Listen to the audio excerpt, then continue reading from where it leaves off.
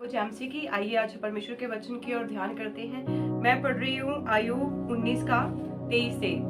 भला होता कि मेरी बातें लिखी जाती, भला होता वह पुस्तक में लिखी जाती और लोहे की टाकी और शीशे से वह सदा के लिए चट्टान में खोदी जाती।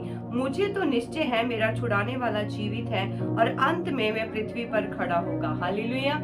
ये वचन जो मैं आज आपके साथ शेयर कर रही हूँ, ये वचन मेरे जीवन में एक हथियार की तरह हमेशा रहा है, क्योंकि जब जब हमारे जीवन में परेशानी आती है, मुश्किल आती है, मैंने जब से प्रभु को ग्रहण किया है तब से लेके इस वचन को मैंने अपने हृदय में रखा है कि इस वचन में दास आयुब अपने जीवन में भी जो परेशानियों का उसने सामना किया, वो अपना एक चाबी आपको बता रहा है कि किस कारण उसने सब मुश्किलों को सह लिया। जैसे आप सब जानते हैं कि आयुब के जीवन में इतनी परिस्थितियां बुरी के बुरी आई कि उसका सब कुछ खत्म हो गया, लेकिन उसके अंदर एक क्या बात थी जिसने उसको संभाले हुआ था, जिसने उसको यहाँ तक मजबूर नहीं किया कि वो परमेश्वर की निंदा करे। शैतान ने उसको इतना परखा, लेकिन वो इतनी परख के बावजूद भी वो खरा निकला और परमेश्वर की बुराई उसने नहीं की।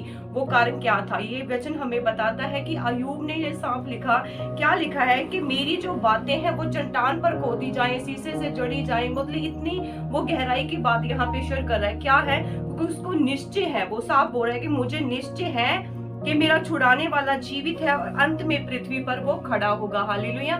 जैसे दास आयुब ने अपने जीवन में इस वचन को थामे हुआ था, उसको पता था, ये वो चीज को जानता था कि मेरे जीवन में कैसी भी परिस्थितियां हो, कोई भी मुश्किलें आ जाए, लेकिन जो मेरा अंत होगा वो परमेश्वर ब्लेस ही करेगा उसको।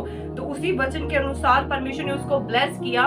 उसका जो कुछ शैतान ने छीना था, परमेश्वर ने उसको 2 गुना करके वापस दिया। और ये वचन हमेशा मैं अपने हृदय में रखती हूँ, एक हथियार की तरह, कि जीवन की परिस्थितियां कुछ भी चल रही हो, कोई भी परेशानी हो, कोई भी मुसीबत हो, लेकिन मुझे निश्चय है कि मेरा छुड़ाने वाला जीवित है और अंत में वो पृथ्वी पर खड़ा होगा। हालेलुया। इस वचन को आप भी अपने हृदय में रखें और परिस्थितियों से लड़े, और आप याद रखें कि आपका छुड़ाने वाला वो जीवित है और वो पृथ्वी पर खड़ा होगा। आशा करती हूँ ये वचन आप सबके लिए बरकत का कारण